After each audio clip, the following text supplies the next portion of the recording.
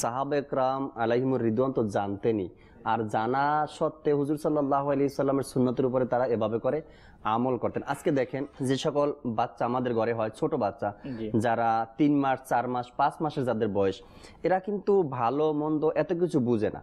যখন আপনি তাদের সাথে কথা বলবেন, দেখবেন তাদের থুতনির নিচে হাত দিয়ে একটু নাড়াচাড়া করবেন, কিছু বলবেন না, শুধু মুচকি হাসি দিবেন, মাথা ঝুলাবেন। ওই 4-5 মাসের বাচ্চা, সে কিচ্ছু বুঝে না, তারপরও সে আপনার সাথে মুচকি হাসবে। সেও জানে যে এই মুচকি হাসি যদি আমি দেই তবে এই লোক আমাকে আরো বেশি মোহাব্বত করবে, সুবহানাল্লাহ, সে আমার সাথে আরো ভালো কথা বলবে, সে আমারে আরো বেশি আদর করবে। আলহামদুলিল্লাহ, এই মুচকি হাসি দিয়ে ছোট বাচ্চারা, আর যে সকল বাচ্চারা দেখবেন কান্না করে, তাদেরকে কিন্তু সবাই এত কোলে নিতে চায় না, আদর করতে চায় না। ঠিক আছে, নিয়ে যান, কান্নাকাটি করে। তো এভাবে করতে এই যে হুজুর সাল্লাল্লাহু আলাইহি সাল্লাম সুন্নতের মধ্যে যে এক বরকত, আমি একটা ঘটনা বলি ইমরান ভাই। একদিন এক লোক সিএনজিতে করে যাত্রা শুরু করলো, তো দেখলো রাস্তার মধ্যে দুর্ঘটনা, অন্য একটি গাড়ি এসে ওই গাড়ির সাথে লাগিয়ে দিছে। তো যখন কারো গাড়ির সাথে এভাবে টাচ হয়ে যায়, তাদের মন মানসিকতা এমনি খারাপ থাকে। গাড়ি থেকে যাত্রী নেমে এরপরে ওনার কাছে গেল, গিয়ে তারে সালাম দিল, কেমন আছেন, ভালো আছেন, মুচকি হাসলেন, আচ্ছা টেনশন করিয়েন না, রাস্তার মধ্যে চললে এভাবে হতেই পারে, কারোর সাথে কারো ধাক্কা লাগতেই পারে। তো এই মুচকি হাসি, এরপরে আবার সে যাত্রী গাড়িতে উঠে গেল।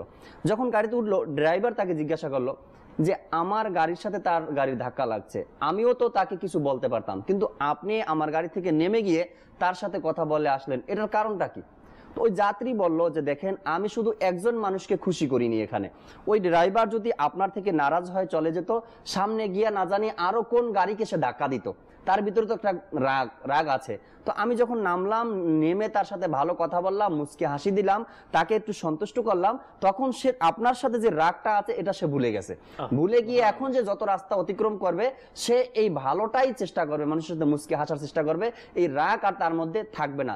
এভাবে করে মুচকি হাসির যে এক ফজিলত রয়েছে, হুজুর সাল্লাল্লাহু তাআলা আলাইহি ওয়াসাল্লাম যে মুচকি হাসি দিয়ে আমাদেরকে যে তরিকা দেখিয়েছেন, যে মুচকি হাসির মধ্যে ফজিলত। আজকে বাবা ঘরে আসছে, এসে যদি তার ভিতরে এক গভীর ভাব থাকে, মুখে হাসি নেই, সন্তান বলবে ঠিক আছে বাবা আসছে, এখন একা ঘরের মধ্যে থাকি, দরজা বন্ধ, বাবা বাবার মতো থাকুক, আমার মতন আমি থাকি। ওই যে বাবার একটা চেহারার একটা যেন কাটিং, একটা যেন স্টাইল, এটা থেকে সন্তান দূরে থাকে। আজকে জাকির ভাই, যে আজকে যে বিষয়টা, এটা কিন্তু আমরা প্রায় যদি আমরা ফ্যামিলির দিকে তাকিয়ে দেখি যে এই আমল আজকে আমাদের এলাকা থেকে, অর্থাৎ আমাদের ঘর থেকে কিন্তু এই যে ভালো একটা পরিবেশ মুস্কি হাসি দেওয়া উঠে গেছে। এই মুস্কি হাসি এটা এমন একটা আমল যে সামনে যে উপস্থিত তার মনের পেরেশানিকে দূর করে। সুবহানাল্লাহ, সুবহানাল্লাহ।